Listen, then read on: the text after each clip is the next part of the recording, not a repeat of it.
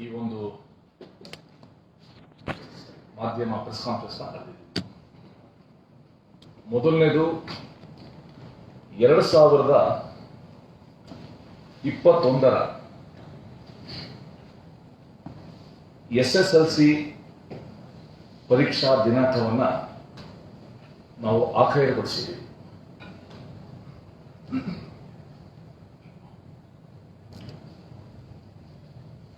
ಇದು ಕೂಡ ಒಂದು ತಾತ್ಕಾಲಿಕವಾಗಿ ಯಾವತ್ತು ಸಬ್ಜೆಕ್ಟ್ಸ್ ಇರುತ್ತೆ ಅಂತ ನಾವು ಪ್ರಕಟಿಸ್ತಾ ಇದ್ದೀವಿ. ಈ ಬಾರಿಯ SSLC ಪರೀಕ್ಷೆ 2021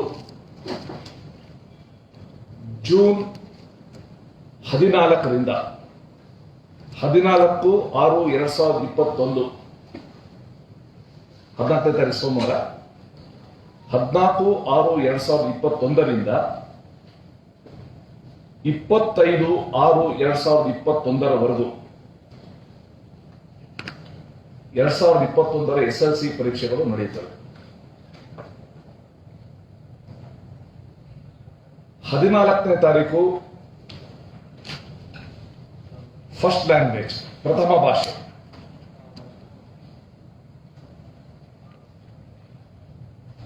ಮಂಗಳವಾರ ಪರೀಕ್ಷೆ ಇರುವುದಿಲ್ಲ. 16ನೇ ತಾರೀಕು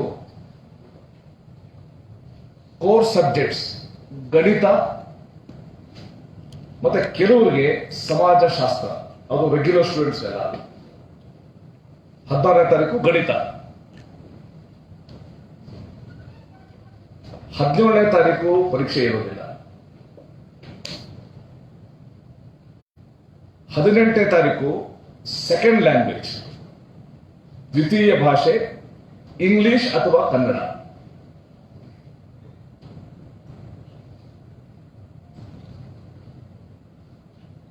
19ನೇ ತಾರೀಕು ಒಂದಷ್ಟು ಸಬ್ಜೆಕ್ಟ್ಸ್ ಇದೆ. Elements of mechanical, electrical engineering graphics, elements of electronic. ಅದು ಜನರಲ್ ಸ್ಟೂಡೆಂಟ್ಸ್ ಈ ಸಬ್ಜೆಕ್ಟ್ಸ್ ಬರೋದಿಲ್ಲ. 20ನೇ ತಾರೀಕು ಭಾನುವಾರ ಪರೀಕ್ಷೆ ಇಲ್ಲ, ರಜೆ ದಿನ. 21ನೇ ತಾರೀಕು ವಿಜ್ಞಾನ.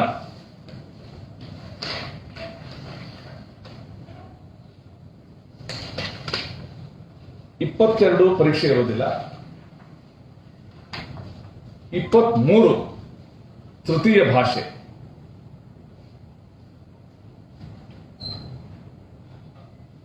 24 ಪರೀಕ್ಷೆ ಇರೋದಿಲ್ಲ. 25ನೇ ತಾರೀಕು ಸಮಾಜ ವಿಜ್ಞಾನ, ಇನ್ನೊಂದು ಕೋರ್ಸ್ ಸಬ್ಜೆಕ್ಟ್. ಹೋದ ವರ್ಷ ನಮ್ಮ SSLC ಪರೀಕ್ಷೆನ ಜೂನ್ 25 ಪ್ರಾರಂಭ ಮಾಡಿದ್ವಿ. ಈ ವರ್ಷ ಜೂನ್ 25 ಮುಗಿಸ್ಬೇಕು ಅಂತ ನಮ್ಮ ಟೈಮ್ ಟೇಬಲ್ ಇರೋದು.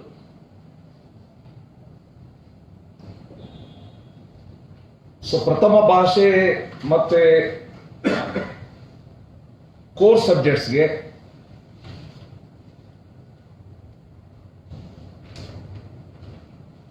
ಪರೀಕ್ಷೆಗೆ 3.25 ಗಂಟೆ ಇರ್ತದೆ. 3 ಗಂಟೆ ಬರೆಯೋದು ಮತ್ತೆ 15 ನಿಮಿಷ ಅವರು ರಿವಿಷನ್ ಮಾಡೋದು ಅಥವಾ ಮುಂಚೆ ರೆಡಿ ಆಗೋದು ಇರ್ತದೆ. ದ್ವಿತೀಯ ಮತ್ತು ತೃತೀಯ ಭಾಷೆಗೆ 3 ಗಂಟೆ ಇರುತ್ತೆ. ಅದರಲ್ಲಿ 2 ಗಂಟೆ 45 ನಿಮಿಷ ಬರೆಯೋದು, 15 ನಿಮಿಷ ಅವರ ರಿವಿಷನ್ ಓದಲಿಕ್ಕೆ ಅವಕಾಶ ಇರ್ತದೆ.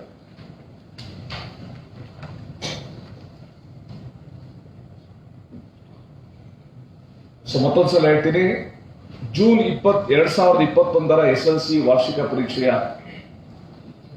ತಾತ್ಕಾಲಿಕ ವೇಳಾಪಟ್ಟಿ 14/6/2021ರಿಂದ 25/6/2021 ನಡೆಸಲು ತೀರ್ಮಾನಿಸಲಾಗಿದೆ. ಅಕಸ್ಮಾತ್ ನಾವು ಎಲ್ಲ ಕೋರ್ಸ್ ಸಬ್ಜೆಕ್ಟ್ಸ್ಗೆ ಎಲ್ಲದಕ್ಕೂ ಕೂಡ ಒಂದೊಂದು ದಿವಸ ಗ್ಯಾಪ್ ಕೊಟ್ಟಿದ್ದೀವಿ. ಬಹಳ ಜನ ಸ್ಟೂಡೆಂಟ್ಸ್ ಕೇಳೋದು, ನಮಗೆ ಕೋರ್ಸ್ ಸಬ್ಜೆಕ್ಟ್ಸ್ಗೆ ರೆಡಿ ಆಗಬೇಕು, ಒಂದು ದಿವಸ ಗ್ಯಾಪ್ ಬೇಕು ಅಂತ ಎಲ್ಲ ಕೇಳ್ತಾರೆ. ಅದಕ್ಕೋಸ್ಕರ ಪ್ರತಿ ಕೋರ್ಸ್ ಸಬ್ಜೆಕ್ಟ್ಗೆ ನಾವು ಒಂದು ದಿವಸದ ವಿರಾಮ ಕೊಟ್ಟಿದ್ದೀವಿ. ನಮ್ಮ ಪದ್ಧತಿಯಂತೆ ಈ ವೇಳಾಪಟ್ಟಿ ಏನು ಘೋಷಿಸಿದ್ದೀವಿ, ಇದಕ್ಕೆ ಅಭ್ಯರ್ಥಿಗಳು ಯಾರಾದರೂ ಕೂಡ ಆಕ್ಷೇಪಣೆ ಸಲ್ಲಿಸಬೇಕು ಅಂತಂದ್ರೆ, ಏನಾದರೂ ಬದಲಾವಣೆ ಸುಧಾರಣೆ ತರಬೇಕು ಅನ್ನಂತಿದ್ರೆ ಅವ್ರಿಗೆ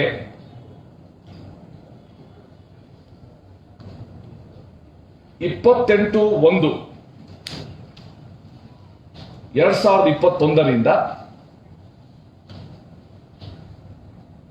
26/2/2021 ಫೆಬ್ರವರಿ 26 ವರೆಗೆ ಅವ್ರಿಗೆ ಸಮಯಾವಕಾಶ ನೀಡಲಾಗಿದೆ. ಸೊ ಯಾರಿಗಾದ್ರೂ ಕೂಡ ಆಕ್ಷೇಪಣೆ ಇದ್ರೆ ನಿರ್ದೇಶಕರು, ಪರೀಕ್ಷೆಗಳು, ಕರ್ನಾಟಕ ಪ್ರೌಢಶಿಕ್ಷಣ ಪರೀಕ್ಷಾ ಮಂಡಳಿ, 6ನೇ ಅಡ್ಡ ರಸ್ತೆ, ಮಲ್ಲೇಶ್ವರಂ, ಬೆಂಗಳೂರು 3 ಇವ್ರಿಗೆ ನೇರವಾಗಿ ಅಂಚೆ ಮೂಲಕ ಸಲ್ಲಿಸಬಹುದಾಗಿದೆ.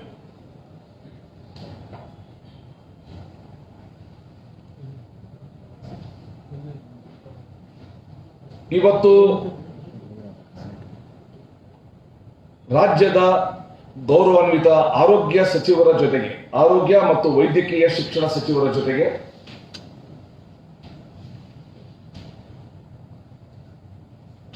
ಒಂದು ಸಭೆಯನ್ನು ನಾವು ನಡೆಸಿದ್ದು. ಆ ಸಭೆಯಲ್ಲಿ ತಾಂತ್ರಿಕ ಸಲಹಾ ಸಮಿತಿಯ ಅಧ್ಯಕ್ಷರು ಮತ್ತೆ ಎಲ್ಲ ಸದಸ್ಯರು ಕೂಡ ಉಪಸ್ಥಿತರಿದ್ದರು.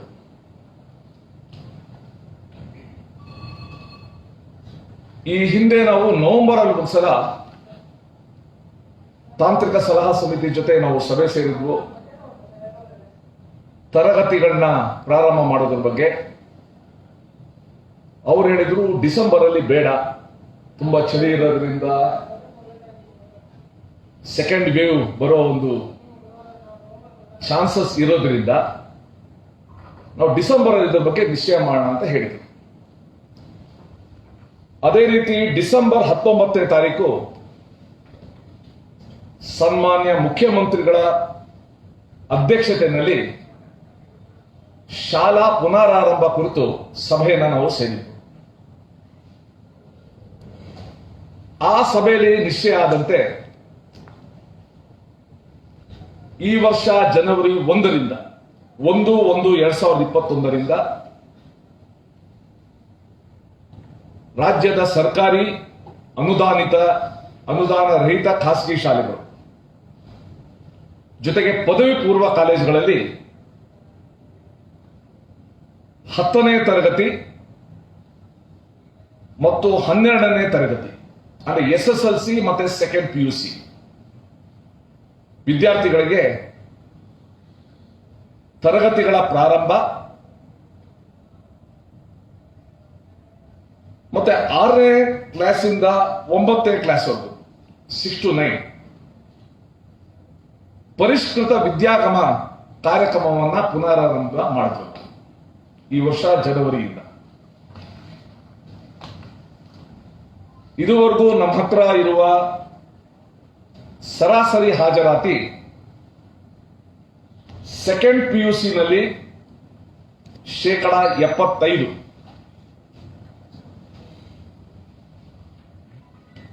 SSLC ನಲ್ಲಿ 70%. ಇದು ಸರಾಸರಿ ಹಾಜರಾತಿ. ವಿದ್ಯಾಗಮದಲ್ಲಿ 6ನೇ ತರಗತಿಯಿಂದ 9ನೇ ತರಗತಿ ವಿದ್ಯಾಗಮ ಕಾರ್ಯಕ್ರಮದಲ್ಲಿ ಸರಾಸರಿ ಹಾಜರಾತಿ 45%.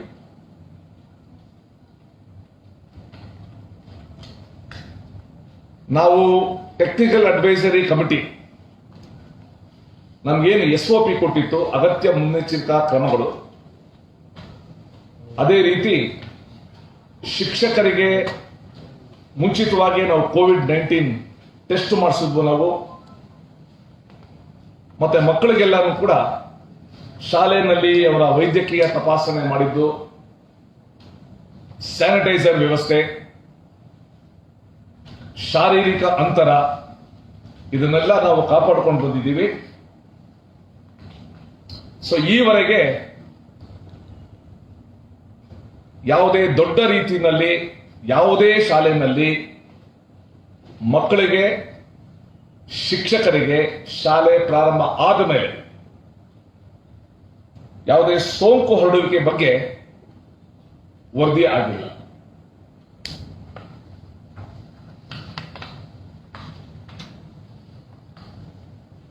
ಈಗ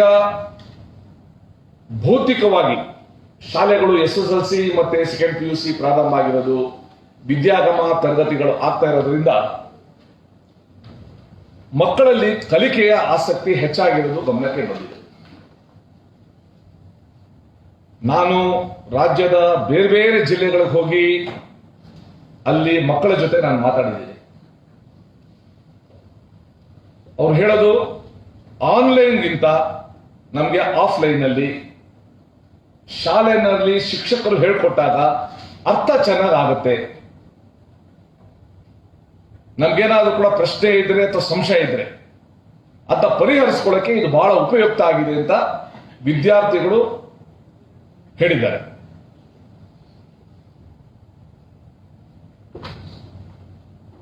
ಜೊತೆಗೆ ವಿದ್ಯಾಗಮನೂ ಕೂಡ ನನಗೆ ಚೆನ್ನಾಗಿ ನೆನಪಿದೆ. ಮಧುಗಿರಿನಲ್ಲಿ ಒಂದು ವಿದ್ಯಾಗಮ ತರಗತಿಗೆ ಹೋಗಿದ್ದೆ ನಾನು. ಬರುವಾಗ 7ನೇ ಕ್ಲಾಸ್ ಮಗುವುದು, ಸರ್ ದಯವಿಟ್ಟು ವಿದ್ಯಾಗಮನ ನಿಲ್ಲಿಸ್ಬೇಡಿ ಸರ್ ಅಂತ. ಯಾಕಮ್ಮ ಅಂದೆ ನಾನು. ಸರ್ ವಿದ್ಯಾಗಮ ನಿಲ್ಲಿಸ್ಬಿಟ್ರೆ ನಮಗೆ ಮನೇಲಿ ಯಾರು ಹೇಳ್ಕೊಡೋರಿಲ್ಲ ಸರ್ ನಮಗೆ, ಸೊ ದಯವಿಟ್ಟು ನಿಲ್ಲಿಸ್ಬೇಡಿ ಅಂತ ಆಕೆ ಹೇಳಿದ ಮಾತು ನನಗೇನೋ ಹಾಗೆ ಮನದಲ್ಲಿದೆ. ಸೊ ಕಲಿಕೆಯ ಬಗ್ಗೆ ಆಸಕ್ತಿ ಇವತ್ತು ಜಾಸ್ತಿ ಆಗಿದೆ. ಮತ್ತೆ ಈ ನೇರ ಮತ್ತು ಮುಖಾಮುಖಿ ಬೋಧನಾ ಪ್ರಕ್ರಿಯೆಯಿಂದ, ಕಲಿಕಾ ಪ್ರಕ್ರಿಯೆಯಿಂದ ಮಕ್ಕಳಲ್ಲಿ ಕಲಿಕೆ ಹೆಚ್ಚು ಪರಿಣಾಮಕಾರಿ ಆಗ್ತಾ ಇದೆ.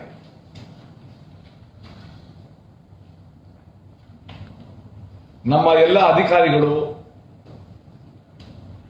ಬೇರೆ ಬೇರೆ ಶಾಲೆಗೆ ಭೇಟಿ ಕೊಟ್ಟಾಗ ಪೋಷಕರು ಮತ್ತೆ SDMC ಶಾಲಾ ಅಭಿವೃದ್ಧಿ ಮೇಲುಸ್ತುವಾರಿ ಸಮಿತಿಗಳು ಎಲ್ಲಾ ತರಗತಿಗೂ ನೀವು ಶುರು ಮಾಡಿ ಕ್ಲಾಸಸ್ ಅಂತ ಅವರು ಒತ್ತಾಯಿಸ್ತಾ ಇದ್ದಾರೆ. ಮತ್ತೆ ಈಗ ವಿದ್ಯಾಗಮದಲ್ಲಿ ನಾವು ದಿನ ಬಿಟ್ಟು ದಿನ ಬರಕ್ ಮಾಡಿದ್ದೀವಿ ನಮ್ಮ ಟೈಮ್ ಟೇಬಲ್ ಪ್ರಕಾರ. ಸೊ ಅದರಿಂದ ಮಕ್ಕಳಲ್ಲಿ ಆ ನಿರಂತರತೆ ಇಲ್ಲ, ಕಂಟಿನ್ಯೂಟಿ ಅನ್ನೋದು ಇವತ್ತು ಮಿಸ್ ಆಗ್ತಾ ಇದೆ. ಅದಕ್ಕೆ ಗೈರು ಹಾಜರಿಗೆ ಇದು ಒಂದು ಕಾರಣ ಅನ್ನೋದು ನಮಗೆ ಗೊತ್ತಾಗಿದೆ. ಅದಕ್ಕೋಸ್ಕರ ನಿರಂತರವಾಗಿ ಶಾಲೆ ನಡೆಸಬೇಕು ಅಂತ ಪೋಷಕರು ಮತ್ತೆ SDMC ಎಲ್ಲರೂ ಕೂಡ ಹೇಳ್ತಾ ಇದ್ದಾರೆ. ನಾನು ಮೊನ್ನೆ 22ನೇ ತಾರೀಕು ರಾಜ್ಯದ ಶಿಕ್ಷಕ ಕ್ಷೇತ್ರದ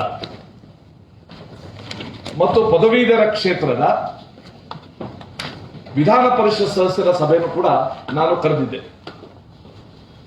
ಬೇರೆ ಬೇರೆ ಎಲ್ಲ ಚರ್ಚೆ ಮಾಡಿದ್ವು. ನಾವು ಚರ್ಚೆ ಮಾಡಿ ಈ ತರಗತಿಗಳು ಪ್ರಾರಂಭ ಮಾಡೋದ್ರ ಬಗ್ಗೆ ಅವರ ಅಭಿಪ್ರಾಯ ಕೇಳಿದೆ. ಅವರೆಲ್ಲರೂ ಕೂಡ ಈಗ 6ರಿಂದ 9 ಏನು ವಿದ್ಯಾಗಮ ನಡೀತಾ ಇದೆ ಅದನ್ನ ನೀವು ರೆಗ್ಯುಲರ್ ತರಗತಿ ಮಾಡಿ, ಮತ್ತೆ 10 ಮತ್ತೆ 12ನೇ ಕ್ಲಾಸು ಅದು ಪೂರ್ಣಾವಧಿ ಮಾಡಿ, 11ನೇ ಕ್ಲಾಸು ಅಂದ್ರೆ ಫಸ್ಟ್ PUC ಕೂಡ ಶುರು ಮಾಡಿ ಅಂತ ಅವರ ಅಭಿಪ್ರಾಯ ಕೊಟ್ಟರು. ಅದೇ ತರ ನಿನ್ನೆ ರಾಜ್ಯದ ಸರ್ಕಾರಿ ನೌಕರರ ಸಂಘ, ಪ್ರಾಥಮಿಕ ಮತ್ತು ಪ್ರೌಢಶಾಲೆಗಳ ಶಿಕ್ಷಕರ ಸಂಘಗಳು ಅವರು ಕೂಡ ಹೇಳಿದ್ರು ಶಾಲೆಗಳನ್ನ 1ನೇ ಕ್ಲಾಸಿಂದ ನೀವು ಶುರು ಮಾಡಿ, 1ರಿಂದ 9ವರೆಗೂ ಶುರು ಮಾಡಿ ಅಂತ ಮನವಿ ಮಾಡ್ಕೊಂಡಿದ್ದಾರೆ. ಇನ್ನೊಂದು ಎಲ್ಲರದು ಕೂಡ ನಮ್ಗಿರೋ ಮಾಹಿತಿ 8ನೇ ಕ್ಲಾಸ್ ಮೇಲೆ ತರಗತಿಗಳು ರೆಗ್ಯುಲರ್ ಆಗಿ ನಡೀದೇ ಇರೋದ್ರಿಂದ ಆ ಪೋಷಕರ ಜೊತೆ ಪೋಷಕರಲ್ಲಿ ಕೂಲಿಗೆ ಹೋಗ್ತಾರೆ, ಅವರು ಕೂಡ ಇವತ್ತು ಹೋಗಿದ್ದಾರೆ, ವಲಸೆ ಹೋಗಿದ್ದಾರೆ. ಸೊ ಇದರಿಂದ ನನ್ಗನ್ಸುತ್ತೆ ಬರೋ ದಿನಗಳಲ್ಲಿ ಶಾಲೆ ಬಿಟ್ಟ ಮಕ್ಕಳನ್ನ ಮತ್ತೆ ಕರ್ಕೊಂಡು ಬರೋದು ಇದೊಂದು ದೊಡ್ಡ ನಮಗೆ ಸವಾಲಿದೆ ನಮ್ಮ ಮುಂದೆ.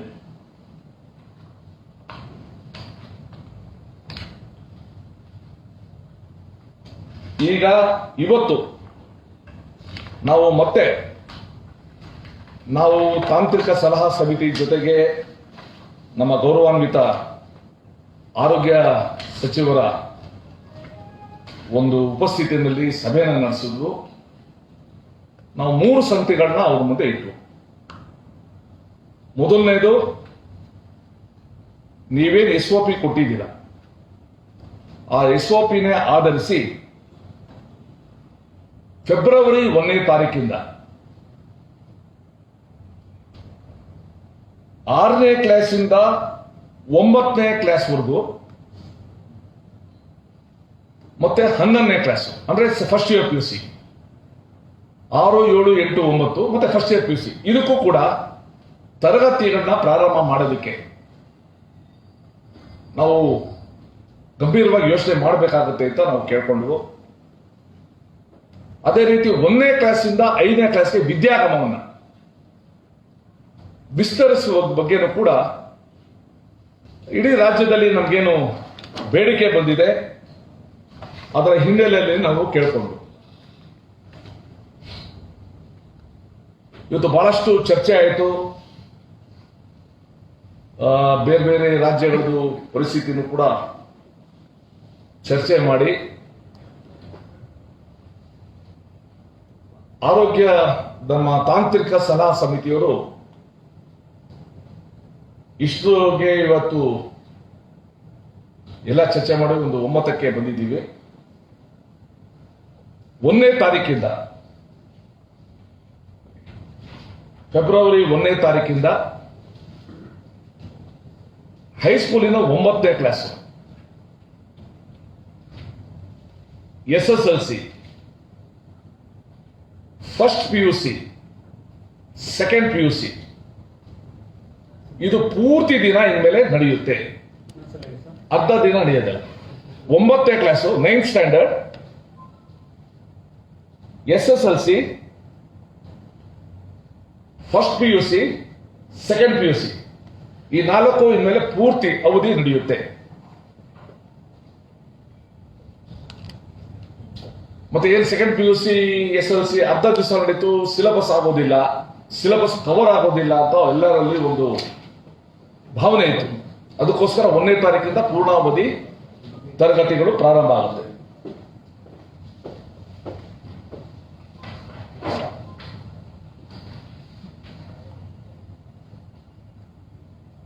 ಆರರಿಂದ 8ನೇ ಕ್ಲಾಸ್ವರೆಗೂ ನಾವೇನು ವಿದ್ಯಾಗಮ ಮಾಡ್ತಾ ಇದ್ದೀವಿ ಅದು ಅದೇ ರೀತಿ ಮುಂದುವರಿಯುತ್ತೆ. 6ರಿಂದ 8ನೇ ತರಗತಿಯವರೆಗೂ ವಿದ್ಯಾಗಮ ಮುಂದುವರಿಯುತ್ತೆ. ನಾವು ಹೇಳಿದ್ವಿ 8ನೇ ಕ್ಲಾಸ್ ಕೂಡ ಪ್ರಾರಂಭ ಮಾಡೋಣ ಅಂತ.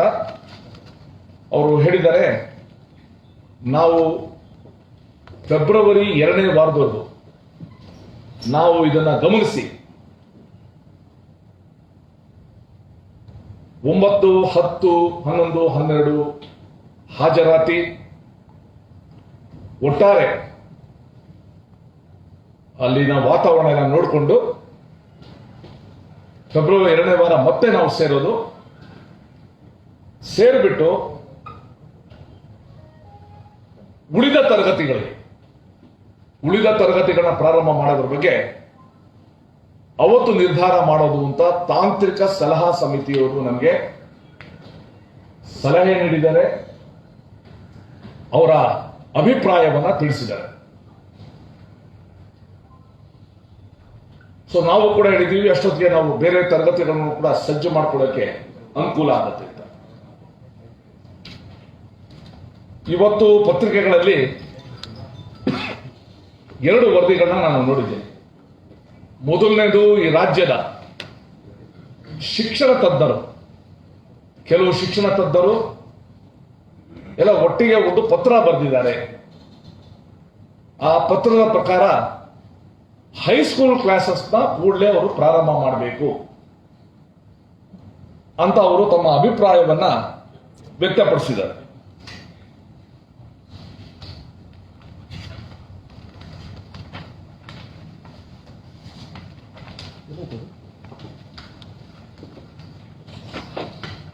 ಅಂತ ಅವರ ಅಭಿಪ್ರಾಯನ ವ್ಯಕ್ತಪಡಿಸಿದ್ದಾರೆ.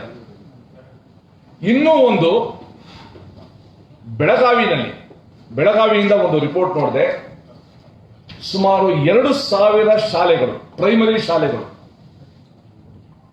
ನಮಗೆ ಪ್ರೈಮರಿ ಶಾಲೆಯಿಂದನೇ ಅನುಮತಿ ಕೊಡಬೇಕು ಮಕ್ಕಳಿಗೆ, ಅವರಿಗೆ ಕಲಿಕೆಯಲ್ಲಿ ಬಹಳ ತೊಂದರೆ ಆಗ್ತಾ ಇದೆ ಅಂತ ಅವರು ಕೂಡ ಅಭಿಪ್ರಾಯ ವ್ಯಕ್ತಪಡಿಸಿದ್ದಾರೆ. ಒಂದು ರೀತಿ ನಾವು ಮಾಡೇ ಬಿಡ್ತೀವಿ ಅಂತ ಹೇಳಿದ್ದಾರೆ. ನಾನು ಎಲ್ಲರಿಗೂ ಕೂಡ ಒಂದು ಮನವಿನ ಮಾಡ್ಕೊಳ್ತೀನಿ, ಒಂದು ವಿಚಾರನ ಸ್ಪಷ್ಟ ಮಾಡ್ಕೊಳ್ತೀನಿ. ಶಿಕ್ಷಣ ಇಲಾಖೆಗೂ ಕೂಡ ಯಾವುದೇ ಮಗು ಶಿಕ್ಷಣದಿಂದ ವಂಚಿತ ಆಗಬಾರದು, ಯಾವುದೇ ಮಗುವಿನ ಕಲಿಕೆಗೆ ಯಾವುದೇ ಅಡೆತಡೆ ಇರಬಾರದು ಅನ್ನೋದು ನಮ್ಮ ಪ್ರಾಮಾಣಿಕವಾದ ನಂಬಿಕೆ, ಪ್ರಾಮಾಣಿಕವಾದ ನಮ್ಮ ದೃಢವಾದ ಅಭಿಪ್ರಾಯ. ಆದರೆ ಪಕ್ಕದ ಕೇರಳದಲ್ಲಿ ಸುಮಾರು 3-4 ತಿಂಗಳ ಹಿಂದೆ ಇಡೀ ದೇಶಕ್ಕೆ, ಒಂದೊಂದ್ಸಲ ಇಡೀ ಪ್ರಪಂಚಕ್ಕೆ ಒಂದು ರೋಲ್ ಮಾಡೆಲ್ ಆಗಿತ್ತು ಅಲ್ಲಿನ ಕಂಟ್ರೋಲ್ ಮಾಡಿದ್ದು ರೀತಿಯೆಲ್ಲ. ಇವತ್ತು ಕೇರಳದಲ್ಲಿ ವಿಪರೀತ ಸಂಖ್ಯೆಯ ಸೋಂಕು ಆಗಿದೆ. ಅದಕ್ಕೆ ಇವತ್ತು ಕೇಂದ್ರ ಸರ್ಕಾರದಿಂದ ಬಂದು ಅಲ್ಲಿ ಪರಿಶೀಲನೆ ಮಾಡ್ತಾ ಇದ್ದಾರೆ. ಆಮೇಲೆ ನಮ್ಮ ತಾಂತ್ರಿಕ ಸಲಹಾ ಸಮಿತಿಯವರು ಇಂಗ್ಲೆಂಡ್ ಅಲ್ಲಿ ಜೂನ್ 8ವರೆಗೂ ಲಾಕ್ಡೌನ್ ಡಿಕ್ಲೇರ್ ಮಾಡಿಬಿಟ್ಟಿದ್ದಾರೆ ಅಂತ. ಸೊ ಅದಕ್ಕೋಸ್ಕರ ನಮ್ಮ ರಾಜ್ಯದಲ್ಲಿ ಇವತ್ತು ಪರಿಸ್ಥಿತಿ ಬಹಳ ನಿಯಂತ್ರಣಕ್ಕೆ ಬಂದಿದೆ. ಸುಮಾರು 400ರಿಂದ 500 ಸೋಂಕಿನ ಪ್ರಸಂಗಗಳು ಇಡೀ ದಿವಸ ವರದಿ ಆಗ್ತಾ ಇದೆ. ಮತ್ತೆ ಅನೇಕ ಜಿಲ್ಲೆಗಳಲ್ಲಿ ಅದು ಸಿಂಗಲ್ ಡಿಜಿಟ್ ಅಲ್ಲಿ 1, 2, 4 ಅದಾಗ್ತಾ ಇದೆ. ಇದಿದ್ರೂ ಕೂಡ ತಾಂತ್ರಿಕ ಸಲಹಾ ಸಮಿತಿಯವರು ಪ್ರತಿ ದಿವಸ ಇದನ್ನ ಅಧ್ಯಯನ ಮಾಡ್ತಾರೆ ಹಿನ್ನೆಲೆಯಲ್ಲಿ. ಮತ್ತೆ ನಮ್ಮ SLC ಪರೀಕ್ಷೆ ಮಾಡಿದಾಗ, PUC ಪರೀಕ್ಷೆ ಮಾಡಿದಾಗ ಅವರು ನಮಗೆ ಕೊಟ್ಟಿದ್ರು ಮಾರ್ಗದರ್ಶನ. ಅದಕ್ಕೋಸ್ಕರ ನಮ್ಮ SLC ಎಕ್ಸಾಮ್ ಯಶಸ್ವಿನೂ ಕೂಡ ಆಯಿತು. ಸೊ ಅದಕ್ಕೋಸ್ಕರ ತಾಂತ್ರಿಕ ಸಲಹಾ ಸಮಿತಿಯ ತಜ್ಞರ ಅಭಿಪ್ರಾಯಕ್ಕೆ ಮನ್ನಣೆ ಕೊಟ್ಟು ಈಗ ಸದ್ಯಕ್ಕೆ ಈ ರೀತಿ ಸರ್ಕಾರ ನಿರ್ಧಾರ ತಗೊಂಡಿದೆ. ಫೆಬ್ರವರಿ 1ನೇ ತಾರೀಕಿಂದ 9ನೇ ತರಗತಿನೂ ಕೂಡ ಪ್ರಾರಂಭ ಆಗುತ್ತೆ. ಫೆಬ್ರವರಿ 1ನೇ ತಾರೀಕಿಂದ ಫಸ್ಟ್ PUCನೂ ಕೂಡ ತರಗತಿ ಪ್ರಾರಂಭ ಆಗುತ್ತೆ. ಮತ್ತೆ ಎಲ್ಲನೂ ಕೂಡ ಪೂರ್ಣಾವಧಿ ಇರುತ್ತೆ. ಆ ಮಕ್ಕಳಿಗೆ ಕಲೀಲಿಕ್ಕೆ ಅನುಕೂಲ ಆಗುತ್ತೆ. ಸೊ ಅದಕ್ಕೋಸ್ಕರ ಎಲ್ಲ ಶಾಲೆಗಳಲ್ಲಿ ನಾವೇನೇನು SOPಗಳನ್ನು ಅನುಸರಿಸಬೇಕು, ಆ ಶಾರೀರಿಕ ಅಂತರನ ಉಳಿಸ್ಕೊಂಡು ಅದನ್ನೆಲ್ಲ ಮತ್ತೆ ಇವತ್ತು ನಾವು ಕಳಿಸ್ತೀವಿ. ಸೊ ಈಗ ಈ ಒಂದು 20-25 ದಿವಸದಲ್ಲಿ ನಮಗೆ ಅನುಭವ ಆಗಿದೆ. ಶಾಲೆಗಳು, ತರಗತಿಗಳು ಹೇಗೆ ನಡೀತಾ ಇದೆ, ನಮ್ಮ ಶಿಕ್ಷಕರು, ಶಾಲಾ ಸಂಸ್ಥೆಗಳು ಯಾವ ರೀತಿ SOPನ ಬಹಳ ಕಟ್ಟುನಿಟ್ಟಾಗಿ ಪಾಲಿಸಿದ್ದಾರೆ ಅನ್ನೋದೆಲ್ಲರೂ ಕೂಡ ಗೊತ್ತಾಗಿದೆ. ಸೊ ಅದನ್ನೇ ಇನ್ನಷ್ಟು ನಾವು ಮುಂದಕ್ಕೆ ತಗೊಂಡೋಗಿ ಈ ಮಕ್ಕಳಿಗೆ ಯಾವುದೇ ತೊಂದರೆ ಇಲ್ಲದೇ ಅವರ ಯೋಗಕ್ಷೇಮ ಮತ್ತು ಶೈಕ್ಷಣಿಕ ಭವಿಷ್ಯನ ಮನಸ್ಸಲ್ಲಿಟ್ಕೊಂಡು ನಾವು ತರಗತಿಗಳನ್ನ ಪ್ರಾರಂಭ ಮಾಡ್ತೀವಿ. ಸರ್, ಈಗ 6ರಿಂದ 8ನೇ ತರಗತಿ ಇದೆಯಲ್ಲ ಸರ್ ವಿದ್ಯಾಗಮನ, ಅದು ರೆಗ್ಯುಲರ್ ಇದೆಯೋ ಅಥವಾ ಆಲ್ಟರ್ನೇಟ್ ಡೇಸ್? ಈಗ LKG, UKG ಮತ್ತೆ 1ರಿಂದ 5 ಆ ಬಗ್ಗೆ ಏನಾದ್ರು ಚರ್ಚೆ ಆಯ್ತಾ? ಅಲ್ಲ, ಚರ್ಚೆ ಆಯ್ತು. ಈಗ LKG, UKG ಬಗ್ಗೆ ಮುಂಚೆಯಿಂದಲೂ ಕೂಡ ನಾವು ಯಾರು ಚರ್ಚೆ ಮಾಡ್ತಾ ಇಲ್ಲ. ನಿಮ್ಗೆ ಗೊತ್ತು, ಆ LKG, UKG ಮಕ್ಕಳ ಪೋಷಕರು ಎಲ್ಲೂ ಕೂಡ ಮಕ್ಕಳನ್ನ ಕಳ್ಸಕ್ಕೆ ತಯಾರಿಲ್ಲ. ಅದು ಸಹಜ ಕೂಡ, ಸಹಜವಾಗಿ ಆತಂಕ ಇದ್ದೇ ಇರ್ತದೆ. ಸೊ ಅದಕ್ಕೋಸ್ಕರ 1ನೇ ತರಗತಿಯಿಂದ ನಾವು 9ನೇ ತರಗತಿವರೆಗೂ ಶುರು ಮಾಡೋದು ನಮ್ಮ ಮನಸ್ಸಿನಲ್ಲಿ ಇತ್ತು, ನಾವು ಚರ್ಚೆ ಮಾಡಿದ್ದು. ಅದೇ ಇವತ್ತು ಮೊದಲನೇ ಹಂತದಲ್ಲಿ ನಾವು 6ನೇ ತರಗತಿಯಿಂದ ಮಾಡೋಣ, 6, 7, 8, 9 ಮಾಡೋಣ ಅಂತ ಪ್ರಸ್ತಾಪ ಇಟ್ಕೊಂಡು ಅದಕ್ಕೆ ಮೊದಲನೇ ಹಂತದಲ್ಲಿ 9ನೇ ತರಗತಿ ನಾವು ಮಾಡೋಣ. ಫೆಬ್ರವರಿ 2ನೇ ವಾರದಲ್ಲಿ, ಫೆಬ್ರವರಿ 10ನೇ ತಾರೀಕಿಂದ 15ನೇ ತಾರೀಕು ಒಳಗಡೆ ಕೂತ್ಕೊಂಡು ನಾವು ನಿಶ್ಚಯ ಮಾಡೋಣ ಅಂತ ಹೇಳಿದ್ದಾರೆ.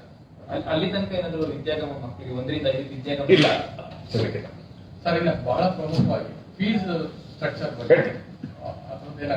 ಈಗ ಫೀಸ್ ಸ್ಟ್ರಕ್ಚರ್ನ ಅದಕ್ಕೆ ಬೇರೆ ತಾಂತ್ರಿಕ ಸಲಹಾ ಸಮಿತಿ ಬೇಕಾಗಿದೆ, ಆರೋಗ್ಯ ಇಲಾಖೆದಲ್ಲ. ಬಟ್ ನಾವು ಚರ್ಚೆ ಮಾಡಿದ್ದೀವಿ. ಈಗ ನಾನು ಸನ್ಮಾನ್ಯ ಮುಖ್ಯಮಂತ್ರಿಗಳ ಜೊತೆನೂ ಕೂಡ ಈ ಕುರಿತು ನಮ್ಮ ಮನಸ್ಸಲ್ಲಿ ಬಂದಿರೋ ವಿಚಾರ, ನಮ್ಮ ಮನಸ್ಸಲ್ಲಿ ಬಂದಿರೋ ಒಂದು ವಿಧಾನ, ಆ ಕುರಿತು ಅವ್ರ ಜೊತೆ ನಾನು ಸಮಾಲೋಚನೆ ಮಾಡ್ತೀನಿ. ಅವ್ರ ಅಭಿಪ್ರಾಯ ತಗೊಂಡು ನಾವು ಫೈನಲ್ ಆಗಿ ಏನು ಶಿಕ್ಷಣ ಇಲಾಖೆ ತೀರ್ಮಾನಿಸುತ್ತೆ ಅದನ್ನ ಪೋಷಿಸ್ತೀವಿ ಇನ್ನೊಂದೆರಡು ದಿನ. ಪೋಷಕರು ಈಗ ತಂದೆ ಪ್ರತಿಭಟನೆ ಅಲ್ಲ ನಾನು ಪೋಷಕರಿಗೆ ನಾನು ಕೇಳ್ತೀನಿ, ನಾವು ಈ ವರ್ಷ ಶಾಲೆಗಳು ಪ್ರಾರಂಭ ಆದಾಗ್ಲಿಂದನೂ ಕೂಡ ನಾವು ಪೋಷಕರ ಜೊತೆ ನಿಂತಿದ್ದೀವಿ. ಮೊದಲನೇದು ದಾಖಲಾತಿನೇ ಪ್ರಾರಂಭ ಮಾಡಬಾರ್ದು ಅಂತ ನಾವು ಹೇಳಿದ್ವಿ.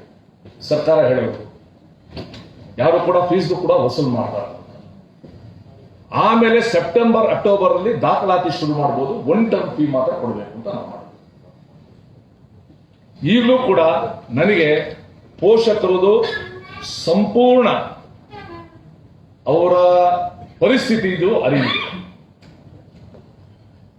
ಅದ್ರ ಜೊತೆಗೇನೆ ಅನೇಕ ಖಾಸಗಿ ಶಾಲೆಗಳಲ್ಲಿ ಆ ಶಾಲಾ ಶಿಕ್ಷಕರು ವೇತನ ಇಲ್ಲದೇನೆ ಅಥವಾ ವೇತನ ಅರ್ಧಕ್ಕೆ ತಗೊಂಡು ಅಥವಾ ಕೆಲಸನೇ ಕಳ್ಕೊಂಡು ಇರುವ ಪರಿಸ್ಥಿತಿನೂ ಕೂಡ ಗೊತ್ತಿದೆ. ಪೋಷಕರ ಹಿತವನ್ನ ಸಂಪೂರ್ಣವಾಗಿ ರಕ್ಷಿಸಿ ಈ ಖಾಸಗಿ ಶಾಲಾ ಶಿಕ್ಷಕರಿಗೆ ಜೀವನ ನಿರ್ವಹಣೆಗೆ ನಾವು ಕೊಡಬೇಕು. ಅದನ್ನು ಕೂಡ ನಾವು ಒಂದು ಸಮತೋಲನವಾಗಿ ಒಂದು ತೀರ್ಮಾನ ತಗೊಳ್ಳೋಕೆ ಪ್ರಯತ್ನ ಪಡ್ತೀವಿ. ಅದಕ್ಕೋಸ್ಕರ ಮುಖ್ಯಮಂತ್ರಿಗಳ ಜೊತೆ ಚರ್ಚೆ ಮಾಡ್ತೀವಿ, ಟ್ರೈ ಮಾಡ್ತೀವಿ ಬಹಳ ಬೇಗ ಕೊಡ್ಲಿಕ್ಕೆ. ಸಾಧ್ಯ ಆದಷ್ಟು ಅವರ ಹೋರಾಟ ಮಾಡ್ದೆಲ್ಲ ನಾವು ನೋಡ್ಕೊಳ್ತೀವಿ. ಸರ್, ಈ ಸರ್ತಿ ಸೆಕೆಂಡ್ PUC ಮತ್ತು SSLC ಎಕ್ಸಾಮ್ಗೆ 75% ಹಾಜರಾತಿ ಇವಾಗ ಬಂದಿದೆ ಅಂತ ಹೇಳಿದ್ದೀರಾ. ಉಳಿದ 25% ಸ್ಟೂಡೆಂಟ್ಸಿಗೆ ಅಟೆಂಡೆನ್ಸ್ ಮ್ಯಾಂಡೇಟರಿ ಇರುವ ಈ ಸರ್ತಿ ಎಕ್ಸಾಮ್ಗೆ? ಅಲ್ಲ, ಈಗ ನಾವು ಮುಂಚೆನೇ ಹೇಳಿದ್ವಿ, ಮೊದಲನೇ ದಿವಸನೇ ಇದ್ಯಾವುದು ಕೂಡ ಶಾಲೆಗಳಿಗೆ ತರಗತಿಗಳಿಗೆ ಹಾಜರಾತಿ ಕಂಪಲ್ಸರಿ ಅಲ್ಲ ಅಂತ ಒಂದು ಮಾತಾಡಿದ್ವಿ. ತಮಗೆಲ್ಲ ನೆನಪಿದೆ ಅಂತ ಕಾಣುತ್ತೆ. ಇದು ವಾಲಂಟ್ರಿ ಆಗಿ ಬರಬೇಕು. ಬರುವಾಗ ತಂದೆ ತಾಯಿದು ಒಪ್ಪಿಗೆ ಪತ್ರವನ್ನು ಕೂಡ ತರಬೇಕು ಅಂತ ನಾವು ಹೇಳಿದ್ದೀವಿ. ಇನ್ಯಾರಾದ್ರೂ ಇಲ್ಲ ನಮ್ಮ ಆನ್ಲೈನೇ ಸಾಕು, ನಮ್ಮ ಮನೇಲೇ ಓದಿಸ್ತೀವಿ ಅಂತಂದ್ರೆ ಅದಕ್ಕೂ ಕೂಡ ಅವಕಾಶ ಇದೆ. ಈಗಾಗಲೇ ನಮ್ಮ SSLC ಬೋರ್ಡ್ ಇಂದ ಸ್ಪಷ್ಟಪಡಿಸಿದ್ದಾರೆ, ಅಟೆಂಡೆನ್ಸ್ ಅನ್ನ ಈ ವರ್ಷದ ಪರಿಸ್ಥಿತಿಯನ್ನ ಮನದಲ್ಲಿಟ್ಕೊಂಡು, ಕೋವಿಡ್ ಪರಿಸ್ಥಿತಿ ಮನದಲ್ಲಿಟ್ಕೊಂಡು ಈ ವರ್ಷ 75% ಅನ್ನೋದು ಏನಿದೆ ಅದನ್ನ ಈ ವರ್ಷ ನಾವು ಅದನ್ನ ಪಕ್ಕಕ್ಕಿಟ್ಟಿದ್ದೀವಿ. ಅದು ಲಾಗು ಆಗೋದಿಲ್ಲ. ಸರ್, ಈಗ ನೀವು ಅವತ್ತು ಶುಲ್ಕ ನೀತಿ ಸಭೆ ಮಾಡಿದ ತಕ್ಷಣ ಕೆಲ ಖಾಸಗಿ ಶಾಲೆಗಳಲ್ಲಿ ಪೂರ್ತಿ ಶುಲ್ಕ ಕಟ್ಟಿ ಅಂತ ಡಿಮ್ಯಾಂಡ್ ಆಗ್ತಾ ಇದ್ದಾರೆ. ಮತ್ತೆ ಆನ್ಲೈನ್ ಐಡಿಗಳನ್ನ ಇವತ್ತು ಕೂಡ ಪ್ರತಿಭಟನೆ ಆಗಿದೆ ಮತ್ತೆ ಶಾಲೆಗಳಲ್ಲಿ ಮುಂದೆ. ಈಗ ನೀವು ಕಾಲಾವಕಾಶ ಕೊಡ್ತಾ ಇದ್ದೀರಾ, ಬೇರೆ ಬೇರೆ ರಾಜ್ಯಗಳಲ್ಲೆಲ್ಲ ಮಾಡಿದ್ದಾರೆ. ಯಾಕೆ ಕರ್ನಾಟಕ ಎಲ್ಲಿ ಮಾಡಿದ್ದಾರೆ? ಯಾವುದೋ ಪೇಪರ್ ಸುದ್ದಿ ಬೇಡ, ನನಗೆ ಕರೆಕ್ಟ್ ಆಗ್ಬೇಕು, ನನಗೆ ಖಚಿತವಾಗಬೇಕು ಎಷ್ಟು ಕೊಟ್ಟಿದ್ದಾರೆ ಅಂತ. ಆಂಧ್ರದಲ್ಲಿ ಮಾಡಿದ್ದಾರೆ, ಇಲ್ಲ ನನ್ಗೊತ್ತು ನೋಡ್ರಿ. ನಾವು ಕೂಡ ಯಾವ್ಯಾವ ರಾಜ್ಯದಲ್ಲಿ ಏನೇನು ಫೀಸ್ ಸ್ಟ್ರಕ್ಚರು, ಯಾವ್ಯಾವ ರಾಜ್ಯದಲ್ಲಿ ಎಷ್ಟೆಷ್ಟನೇ ಕ್ಲಾಸ್ ತೆಗೆದಿದ್ದಾರೆ, ಯಾವ್ಯಾವ ರಾಜ್ಯದಲ್ಲಿ ಎಷ್ಟೆಷ್ಟು ಅಟೆಂಡೆನ್ಸ್ ಇದೆ ನಾವು ನೋಡ್ತಾ ಇದ್ದೀವಿ. ನಾನು ನಮ್ಮ ರಾಜ್ಯದ ಮಕ್ಕಳನ್ನ ಅವರ ಹಿತನ ಬಲಿ ಕೊಡಕ್ ನಾನು ರೆಡಿ ಇಲ್ಲ. ಹೌದಾ? ಅದೊಂದು ಜ್ಞಾಪಕ ಕೊಡಿ. ಬೇರೆ ರಾಜ್ಯದ ನೋಡ್ಕೊಂಡು ಅವ್ರು ಮಾಡಿದ್ರು ಪರವಾಗಿಲ್ಲ, ನಮ್ಮ ರಾಜ್ಯದಲ್ಲಿ ಮಾಡಲ್ಲ ಅನ್ನೋ ಮನಸ್ಥಿತಿಯು ನನ್ನಲ್ಲ. ಎರಡನೇದು, 1 ತಿಂಗಳ ಹಿಂದೆ ಅಥವಾ 20 ದಿವಸದ ಹಿಂದೆ ನಮ್ಮ ಆಯುಕ್ತರು ಎಲ್ಲಾ ಖಾಸಗಿ ಶಾಲೆಗಳ ಪ್ರತಿನಿಧಿಗಳ ಸಭೆ ಮಾಡಿದ್ದಾರೆ. ಮಾಡಿ ಅವರ ಅಹವಾಲನ್ನು ಕೂಡ ಕೇಳಿದರೆ ಆಗ ಒಂದು ಹೇಳಿದ್ದಾರೆ, ಯಾವುದೇ ಕಾರಣಕ್ಕೆ ಮಕ್ಕಳ ಶಿಕ್ಷಣಕ್ಕೆ ನೀವು ಅಡ್ಡಿ ಮಾಡಬಾರ್ದು, ಅದನ್ನ ಬ್ಲಾಕ್ ಮಾಡೋದು ಮಾಡಬಾರ್ದು ಅಂತ ಬಹಳ ಸ್ಪಷ್ಟವಾಗಿ ಕೊಟ್ಟಿದ್ದಾರೆ. ಯಾವ್ಯಾವ ಶಾಲೆಯಲ್ಲಿ ಈ ರೀತಿ ಮಾಡಿದ್ದಾರೆ ಅಂತ ನಮ್ಮ ಗಮನಕ್ಕೆ ಬಂದ್ರೆ ಶಿಕ್ಷಣ ಇಲಾಖೆ ಕ್ರಮ ತಗೋಬೇಕು. ಸಮಸ್ಯೆ ಏನಾಗಿದೆ ಸರ್, ಈಗ ಬ್ಲಾಕ್ ಮಾಡಿದ ತಕ್ಷಣ ಯಾರು ಕಂಪ್ಲೇಂಟ್ ಕೊಡ್ಬೇಕು ಅನ್ನೋದು ಗೊತ್ತಾಗ್ತದೆ. BOಗೆ ನಾವು ಬಹಳ ಸ್ಪಷ್ಟಗೊಳಿಸಿದೀವಿ. BOಗೆ ನಾವು ಕೊಡಬೇಕು ಅಂತ ಹೇಳಿದೀವಿ. BO has got the powers to ಅದನ್ನೇನ್ ಬೇಕೋ ಕ್ರಮ ತಗೊಳ್ಳೋಕೆ ರೆಡಿ ಇದ್ದಾರೆ.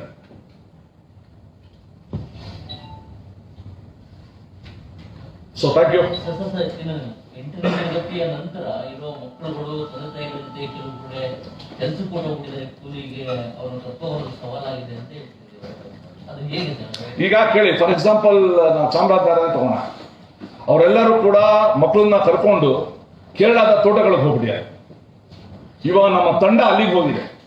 ಅಲ್ಲಿಗೆ ಹೋಗಿ ನೀವು ಬೇಕಾದ್ರೆ ಇದು ಕೆಲಸ ಮಾಡಿ, ನಾವು ಹಾಸ್ಟೆಲ್ ವ್ಯವಸ್ಥೆನೂ ಮಾಡ್ತೀವಿ ಅಂತ ಕರ್ಕೊಂಡ್ ಬರೋಕ್ಕೆ ಒಂದು ಪ್ರಯತ್ನ ಆಗ್ತಾ ಇದೆ. ಇನ್ನೂ ಒಂದು ಹೇಳಿದ್ದೀವಿ, ಬೇರೆ ಊರಿಗೆ ಹೋದ್ರೆ ಆ ಊರಲ್ಲಿರುವ ಶಾಲೆಗೆ ಅವರು ಸೇರಿಸ್ಬೋದು. ಆ ಊರಲ್ಲಿರೋ ಶಾಲೆಗೆ ಅವರು ಸೇರಿಸಿದ್ರೆ ಅವ್ರಿಗೆ ಅಲ್ಲಿ ಅಡ್ಮಿಷನ್ ಕೊಡೋದಕ್ಕೆ ನಾವೆಲ್ಲ ಸರ್ಕಾರಿ ಶಾಲೆಯಲ್ಲಿ ಅರೇಂಜ್ಮೆಂಟ್ ಮಾಡ್ಕೊಟ್ಟಿದ್ದೀವಿ. ಸರ್ ಇನ್ನೊಂದು ಈ ಚೈಲ್ಡ್ ಸ್ಕೂಲ್ದ ಹೊರಗುಳಿದ ಮಕ್ಕಳು ಇಷ್ಟು ದಿವಸ ಮಕ್ಕಳ ಹಕ್ಕು ಕಾಯ್ದಕ್ಕೆ ಬರ್ತಾ ಇದ್ರು, ಚೈಲ್ಡ್ ಮ್ಯಾರೇಜು, ಬಾಲಕಾರ್ಮಿಕರೆಲ್ಲ. ಬಟ್ ಈ ವರ್ಷ ಏನು ಕೋವಿಡ್ ಇರೋದ್ರಿಂದ ಸ್ಕೂಲೇ ಓಪನ್ ಆಗಿರೋದ್ರಿಂದ ಸಾಕಷ್ಟು ಮಕ್ಕಳು ಚೈಲ್ಡ್ ಮ್ಯಾರೇಜ್ ಅಟೆಂಪ್ಟ್ ಆಗಿರೋದು ಮತ್ತೆ ತಯಾರಿ ಮಾಡ್ಕೊಂಡಿರೋದು ಕೂಡ. ಸೊ ರಾಜ್ಯದಲ್ಲಿ 2130 ಕೇಸಸ್ ಇದೆ. ಬಳ್ಳಾರಿಯಲ್ಲಿ ಹೈಯೆಸ್ಟ್ ಚೈಲ್ಡ್ ಮ್ಯಾರೇಜ್ಗೆ ಪ್ರಿಪೇರ್ ಆಗಿರೋದಿದೆ. ಸೊ ಏನು ಕ್ರಮ ಕೈಗೊಂಡಿದ್ದು? ಸರ್ ಇನ್ನೊಂದು, ಈಗ ನೀವು ಹೆಲ್ಪ್ ಲೈನ್ ಸರ್ ಬೆಂಗಳೂರಲ್ಲಿ ಜಾಸ್ತಿ ಇದೆ, ಸರ್ ಬೆಂಗಳೂರಲ್ಲಿ ಜಾಸ್ತಿ ಇದೆ, ಬಳ್ಳಾರಿ ಬಿಟ್ಟರೆ ನೆಕ್ಸ್ಟ್